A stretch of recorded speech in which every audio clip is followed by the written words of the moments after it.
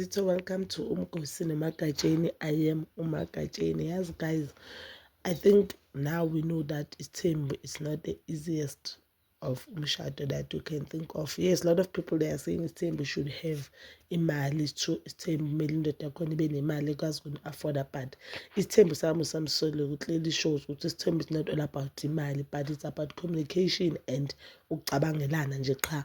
Because uMusamsele do have money. I believe ukuthi uMusamsele does have a lot of money. He can afford amakhosikazi wakhe, plus amakhosikazi wakhe bayasebenza ezinayo asho athi uyindoda isithembu kodwa free. Abafazi bakhe do have freedom because they are allowed ukuthi baphile impilo yabo. They are allowed to do certain things that amadoda amaningi who are very traditional, they do not allow them to do, guys. Abafazi baMusamsele, they are working, they have their own careers, but you could see ukuthi there are a lot of things abakhala ngazo that they are not happy ngazo. More especially it's, I think, communication and ukukhipha ama-promises. So uMangwabe has been saying yena uzophuma should ukuthi number 5 angene. Uma kungashada nje number 5 kusho ukuthi number 5 uzongenela isikhala sakhe, since now number 4 uzoba number 4 because yena anyeke asaba unkosikazi kaMusamsele. And uma ngabe kuwo wonke ama-episodes since ngaqala ukubukela uThando Nesithembu, umfazi who came very strong, futhi nje kulobo bu-strong bakabonakala ngathi umfazi ongananhliziyo enhle, ngoba bekabonakala ngathi ugcine kakhulu and akanandaba ukuthi kwenzakalani. Kubonakala ngathi emshadweni wakhe nasekafike la khona ukuthi ubani uyaphila, ubani akaphili, ubani wenzani, akanandaba. Bekabonakala njengomuntu onganandaba, ongasanandaba nomshado wakhe, ongasanandaba nomyeni wakhe, nje ongasanandaba, okhathele emoyeni, ongasazifuni kuloya mshado, ngoba wayehlala asho ukuthi uMusa wangithembisa mina ukuthi ngizoba unkosikazi wokugcina siphelele njengoba si4. uMusa mangathatha omunye unkosikazi ngizokuphuma. So even on uThando Nesithembu uncut usaphusha yona leyo nto leyo. Guys, the episode esibukela sekuvezile ama-shots of the episode ezodlala Friday, guys, that is so emotional, guys. Since ngaqala ukubukela uThando Nesithembu, I've never seen ngibona uMangwabe very that emotional.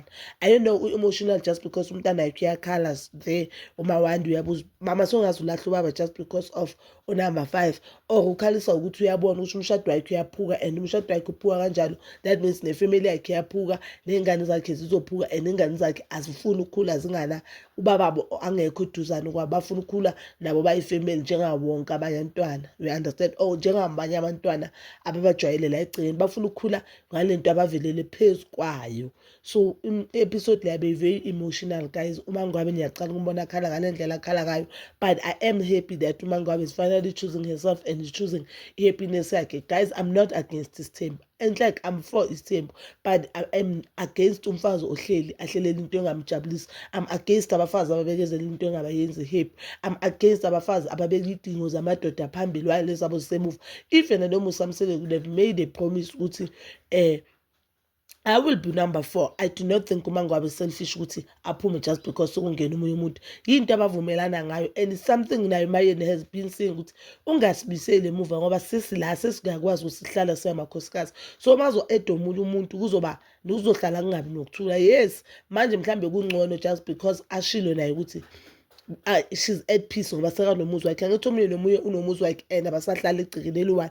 I think futhi that is the biggest mistake uMusa yenze ukuthi athathe abantu abadala amakhosikazi wakhe, abantu abeze ngayo, obvious kunesikhwele lapho ababeka egcikeni eli-1. That is the biggest mistake.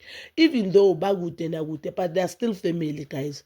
They are still family, and unfortunately for uMangwabe and uMayeni, amasikazi they are there.